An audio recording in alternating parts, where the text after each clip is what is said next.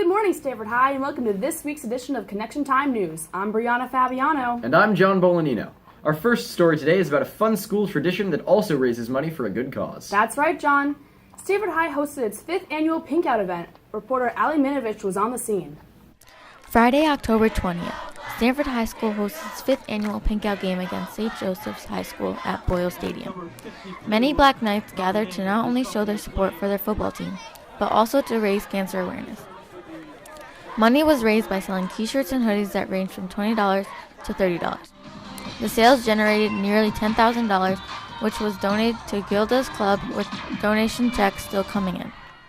Honestly, all the school spirit, everyone just comes together as a community, and it's just really fun to because this is obviously the biggest turnout for the whole year of games, and it's just really fun to be here. Ahead of the game, students started flooding into the stadium, ready to watch the Black Knights take on the Cadets. Throughout the night, Stanford High trailed on the scoreboard, but that didn't seem to get the students down.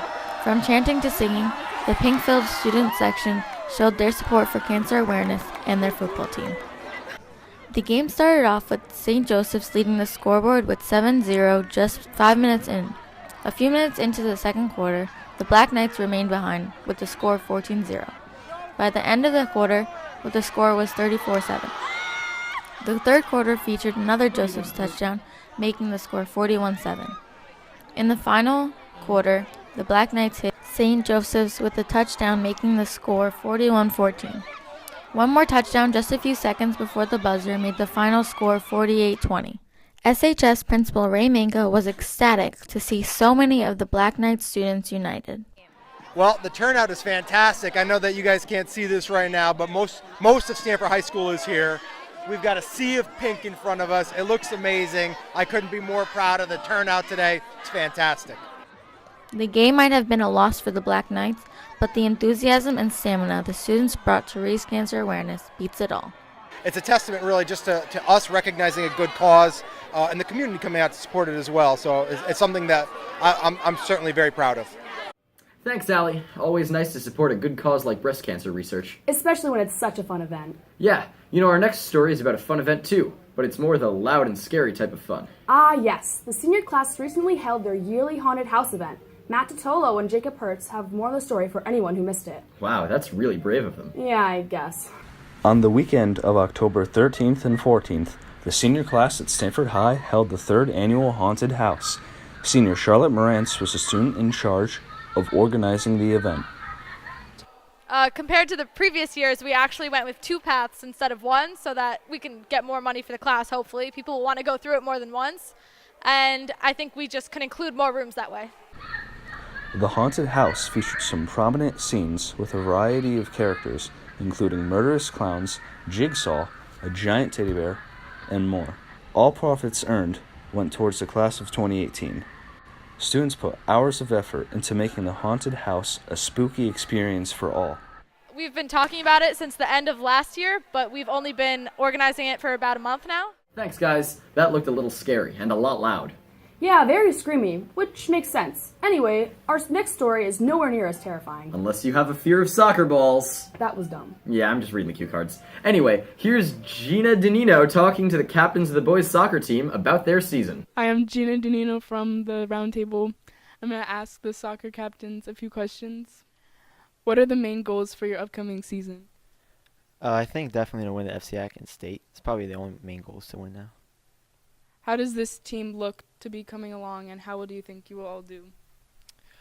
Well, the team looks great. We've got experience, chemistry.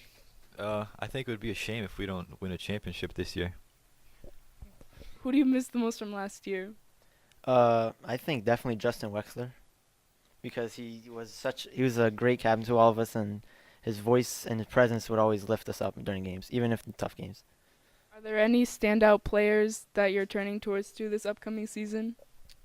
Well, I think our whole team's pretty good, but some players that stand out include Burmy, Ole, Alex Gerbar, Mohammed, among many others. Is there anything that your team is trying to do differently this year? Probably just play more of like Barcelona or something like that, I guess. And what does this season mean to you individually? It means everything, really. It's our senior season. We've got a good team. And like I said, it would be a shame if we didn't win a championship. Thanks, Gina. That was great. Yeah, but what about girls soccer? I mean, people are going to accuse us of being biased if we just cover the boys. They sure would. Luckily, Sinead Martin and Gita Pandya spoke of some of the Lady Knights soccer team as well. Here we go. Hi, I'm here with the soccer captains.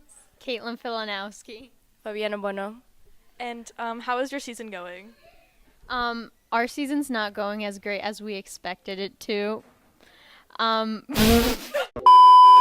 So how is your season going? Well, our season hasn't been going as well as we expected it to, but we have a really young team, so it's a work in progress, and hopefully we're developing as a team and trying to get more wins next year. And what are you doing different from last year? Because we're such a young team, we're trying to build the connection within the team and build team bonding so we could be better next year. And how has your team bonded this year? Well, we've done some team bonding, on Saturdays. We would go to the diner and have brunch together, and yeah. Thank you. Hi, I'm here with some freshman girls soccer players. Hi, I'm Mia. I'm Emma. So, how's your first season at Stanford High going? It's going really well. I think the girls this year are a really good group, and we're all getting along really well, so. Yeah, same. We're all getting along well. What do you think of your captains? I think our captains are really good leaders, and they really know how to talk to all the girls, and they're just really good people. Yeah, they're really good at communicating with us and telling us what to do, but in a nice way, all positivity. Okay, thank you. Thanks, ladies. And good luck to the boys in the states tournament later this month.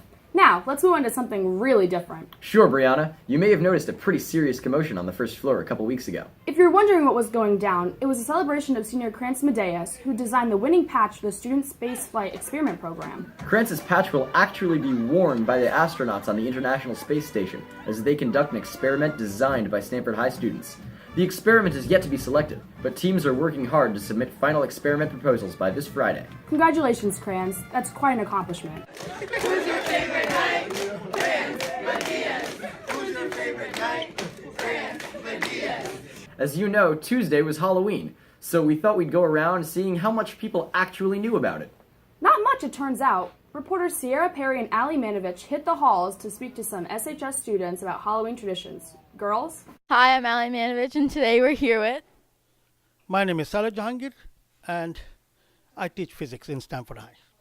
Cool. The first jack-o'-lanterns were made out of what? A, watermelons, B, cantaloupes, C, turnips, or D, pumpkins? Pumpkins. No. No? It's turnips. Okay. Okay, where did Halloween originate from? A, England, B, America, C, Scotland, or D, Ireland? I'm going to go with Scotland. I'm going to go with Ireland. A.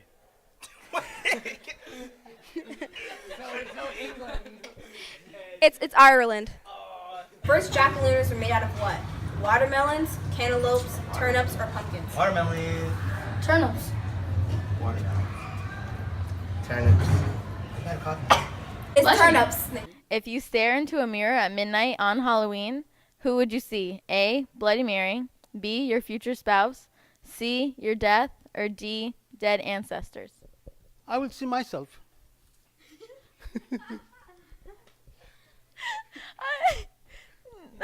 Okay. You see your future spouse. Really? Yeah. Is my spouse be as ugly as me?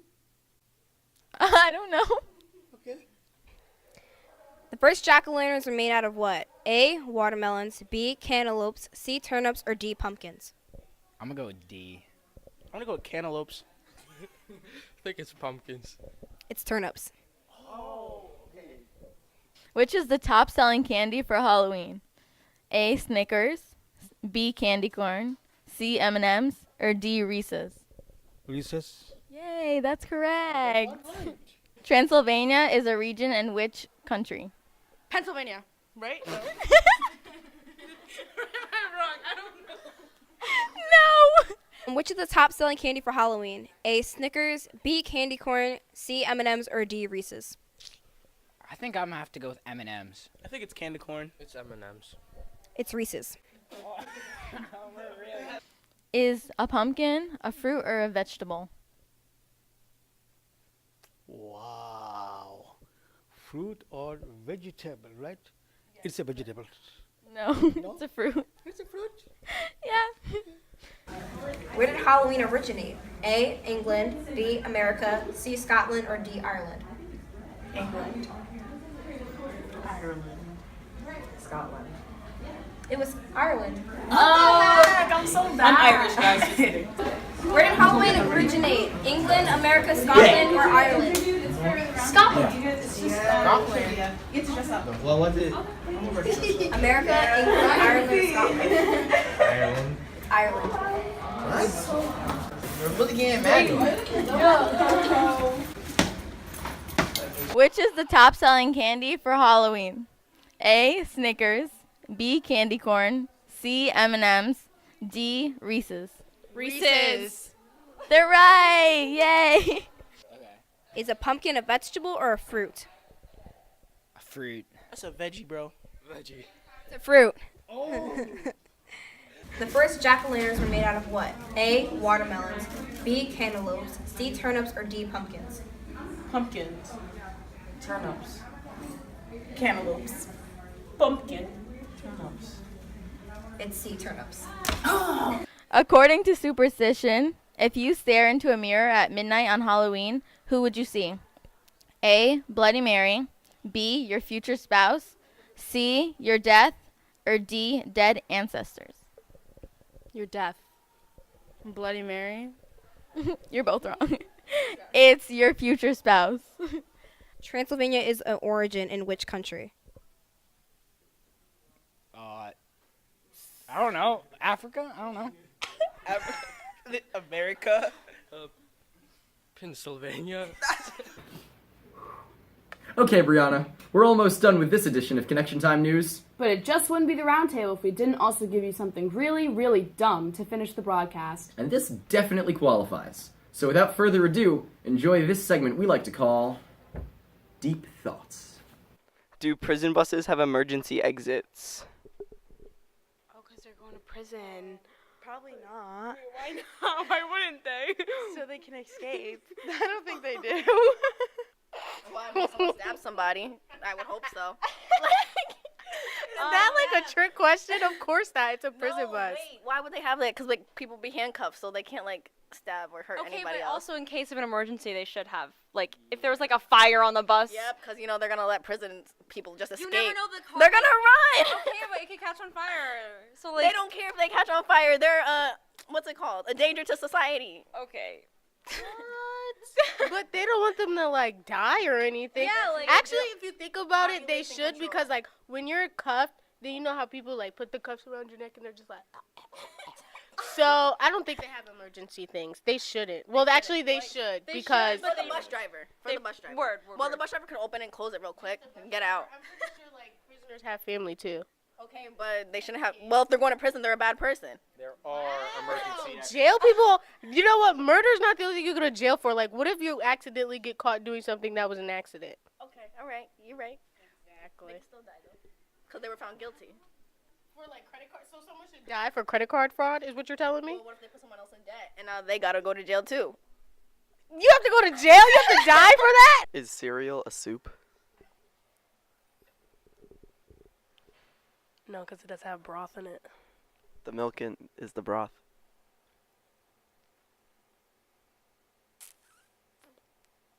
It doesn't have noodles. No.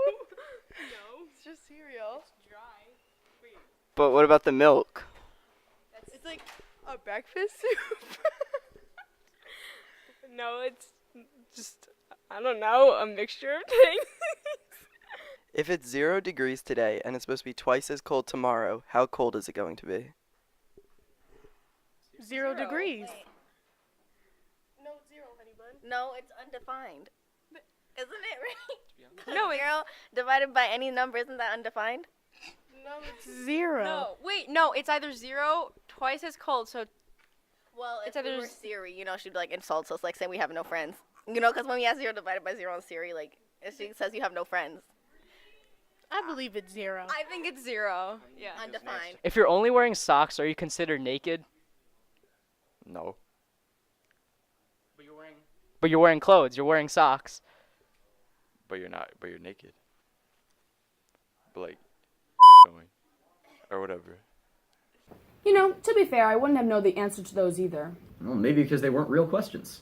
That might have had something to do with it, I guess. Anyway, that's it for this week's edition of Connection Time News. We hope you enjoyed it, and we'll see you back on this very smartboard for a new edition on November 21st. Thanks for watching.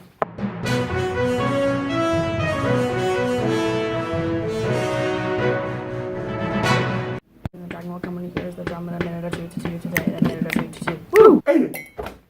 Okay, Brianna, we're almost done. Okay, Brianna? I'm not okay.